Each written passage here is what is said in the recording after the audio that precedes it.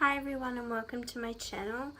My name is Claire Barclay and I have started this channel to help people, spoonies such as me, with anybody who has a chronic illness, and just some insight on how I do things and how I do my morning routine and things that help me when I have a flare-up. So today's video is just about what I have, and it'll only be a short one, and yeah. So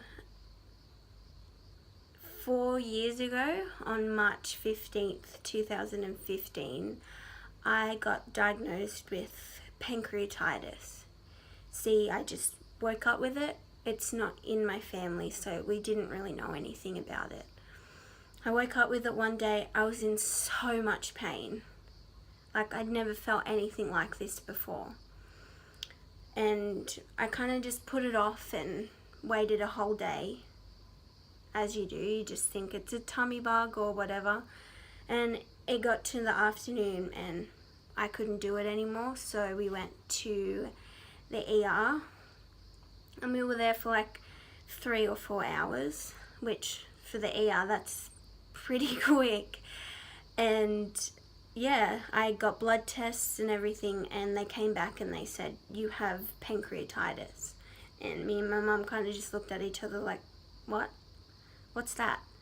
And they told us, and I cried and cried and cried and cried and cried because I was scared. I didn't know what it was. They didn't tell me really what it was. They didn't tell me how it affects me, and I don't know, I was just scared. And then I think it got worse because I was like, wow, something is wrong with me. I thought I was going to go in there and like, oh, you just have a tummy bug, take this and you can go home.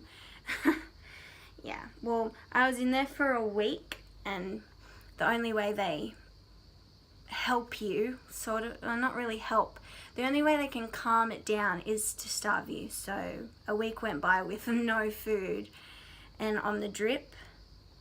And for someone like me who used to love food, that was really, really, really hard. Yeah. I felt like my mum, I could tell that my mum and my dad were really, really, really worried. And they couldn't really help, and I was on so much morphine that I couldn't really move, so it was just like a big inconvenience. And we went home, and I was kind of like, oh well, God, that's over with. I didn't know that it could come back, and it did. I think it came back like maybe a month. Oh, not even that. Yeah, probably a month it came back. And then that's when I started to worry. I just sort of had a feeling like this probably will never go away.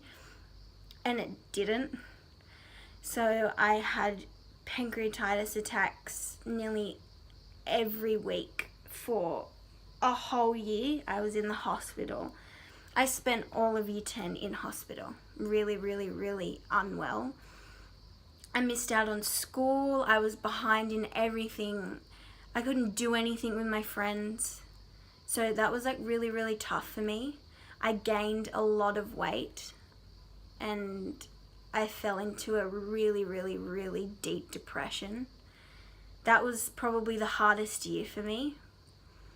It was hard for me then compared to what it is now, because I went from being this perfectly normal girl to being chronically ill, and no one really understands, and no one took me seriously, and the school just set me up to fail. It really sucked, and I was depressed. I attempted suicide, and it was awful. And my parents got called to the school and I had to get taken out. It just was a horrible time for me, because the only thing I wanted was to go back to how things were. And sorry, I'm sweating. It's so hot in this house. And and my parents we went on a holiday, we went overseas, and it was kind of like we needed to relax and we needed to get away from Orange, and me and my mum weren't close. I never told my mum anything, and I don't know why. And we went on this holiday, and then me and my mum, out of nowhere, just became like best friends. And it's honestly the best thing that's ever happened to me, because I don't know what I'd do without her.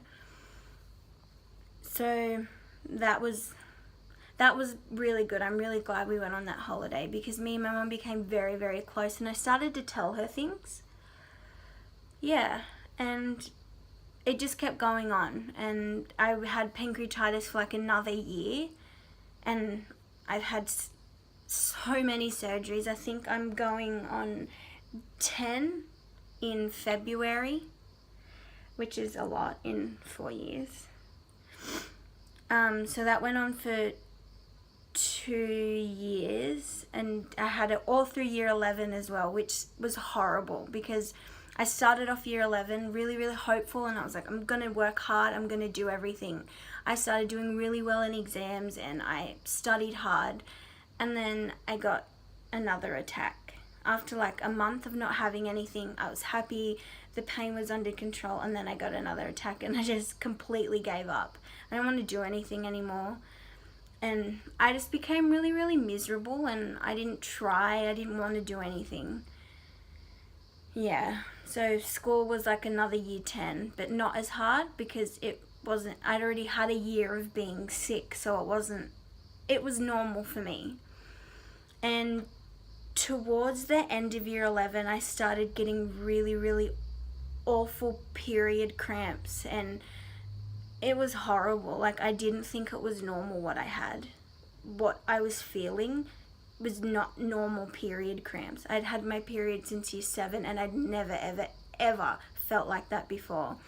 And I'd been to doctor after doctor, and my favorite thing of all time was, it's all in your head. There's nothing wrong with you, and it's all in your head.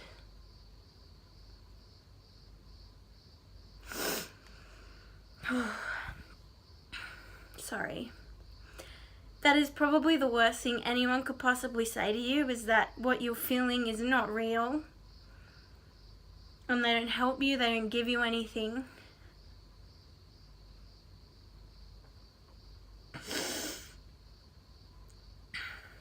I didn't want to help at all, so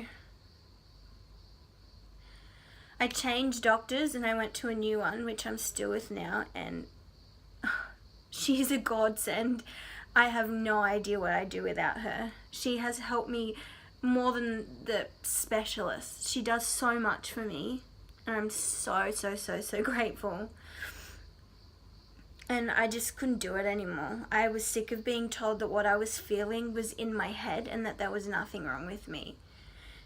I had just a general surgeon who I had a stent in my bile duct and in like where the pancreas was, because apparently it was too small or something.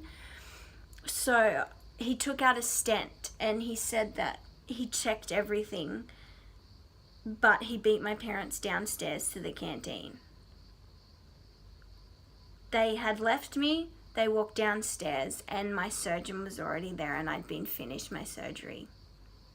It wouldn't have even been 5 minutes, and he said that he checked everything, which was a lie, because then I found out not long after, in, what year was it? Yeah, 2017, which was my last year at school, I found out that I had endometriosis. Which, for me, it was really hard finding that out, because there's so many risks that come with it, and really, really, like, bad things can happen, like infertility, and that's something that I don't know if I could handle if that happened. So I found that out, and I had surgery in the March to get rid of it. And in a way, that was like the best news I have ever heard, because it was actually a diagnosis. I had been diagnosed with chronic pancreatitis, but they didn't know what was causing it. They didn't know how to help me. They didn't know any treatments or anything. And it was really, really frustrating because I just didn't feel like anybody was trying and no one wanted to do anything because I was so young. Like, pancreatitis is caused by alcoholics. They get, like, it flares up your pancreas, and I hadn't had alcohol in my whole life. And none of my family had it. I'd had genetic testing and nothing. Just horrible, horrible painkillers that really, really messed up my gut, which is my main issue now.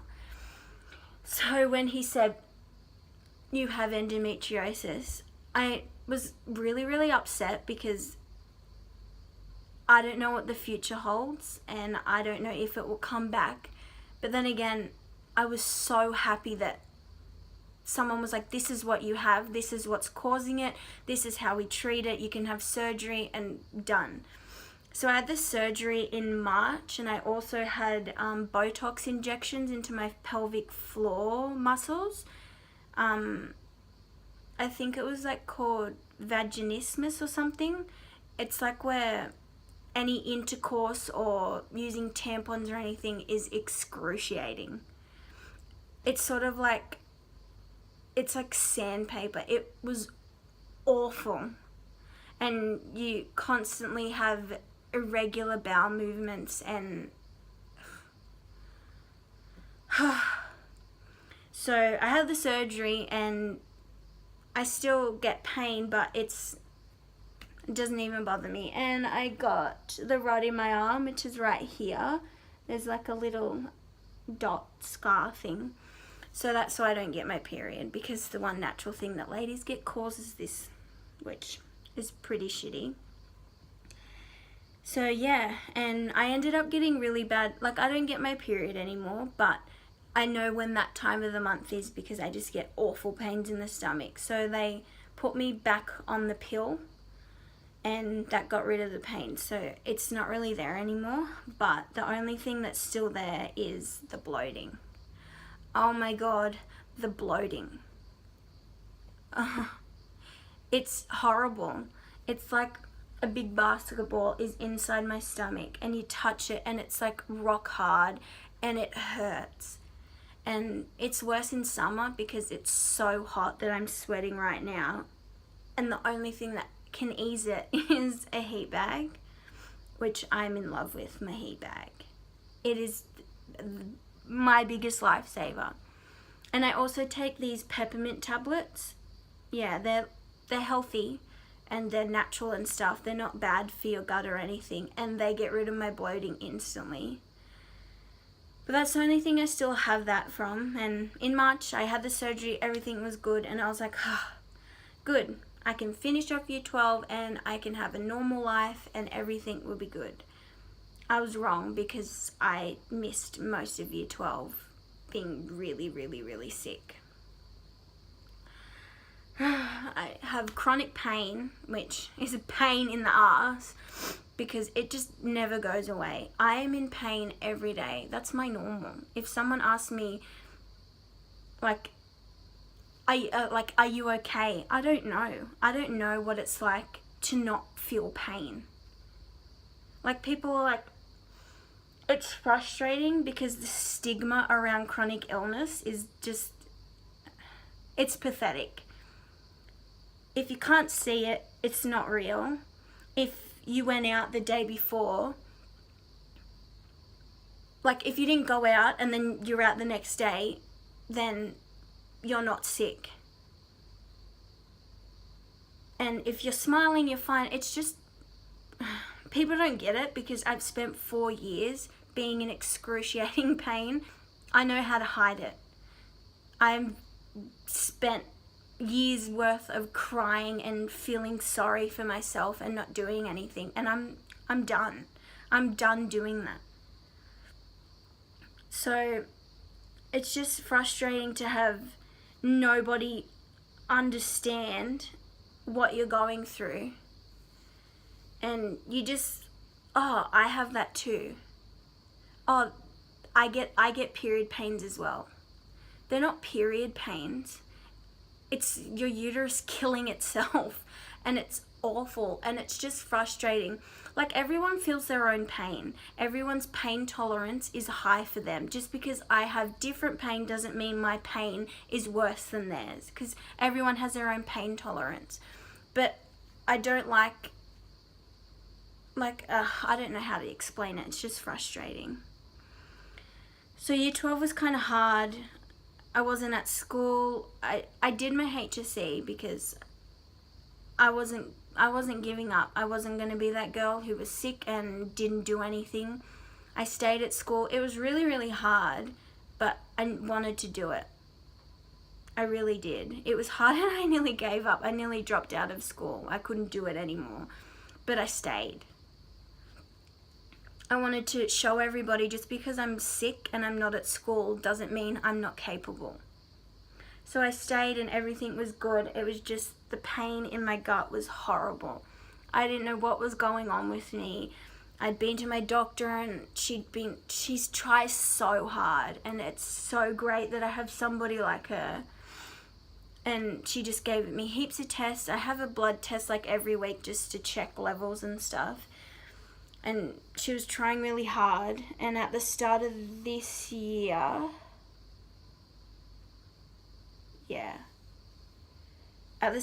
nothing was getting, sorry, I keep thinking that we're in, I don't know, I'm tired. I keep thinking that, like, we were going to get better, and it was just crappy year. This year was horrible. It really was. I ended up enrolling in some courses to do business because I want to get a job, but I am so fatigued that I don't think I could do it. But I thought, instead of staying at home and being miserable, I enrolled in courses and I finished both of them a week ago. Congratulations to me for doing something, and I'm so proud of myself that I was able to do all this. But it got really hard towards the end of this term because I got diagnosed with inflammatory bowel disease, which has just gotten worse and worse and worse these past couple of months. I don't know what's happening with my body, and it's getting really, really hard, and lots of things are happening that I have no control over. Yeah.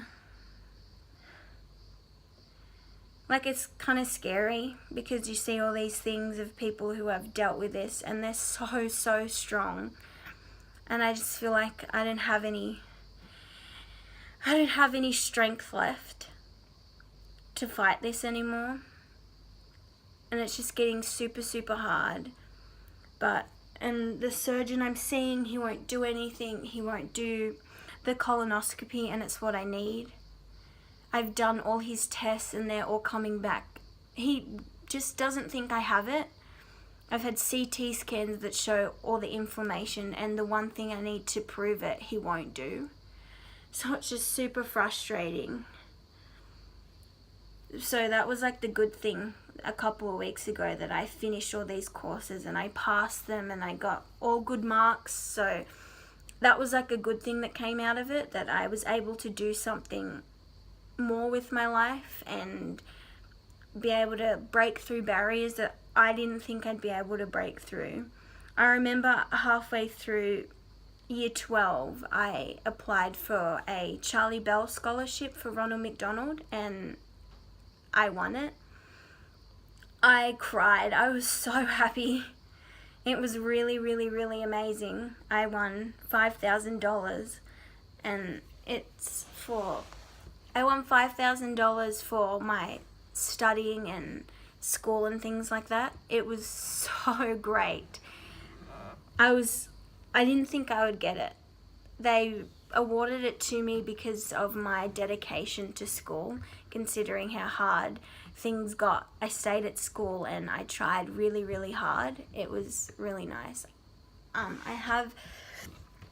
have a trophy that they gave me.